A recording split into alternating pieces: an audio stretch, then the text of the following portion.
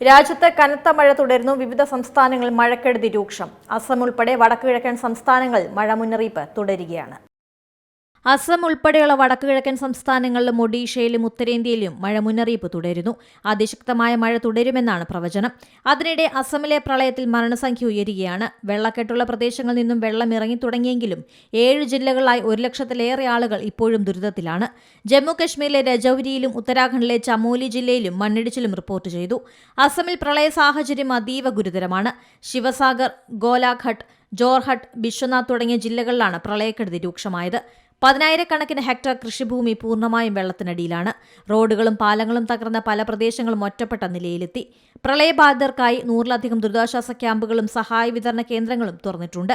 National desk C Malayalam news. ഏറ്റവും പുതിയ വാർത്തകളും വിശേഷങ്ങളും വിരൽ തുമ്പിലറിയാൻ സി മലയാളം ന്യൂസ് എല്ലാ ഡിജിറ്റൽ പ്ലാറ്റ്ഫോമുകളിലും ലഭ്യം.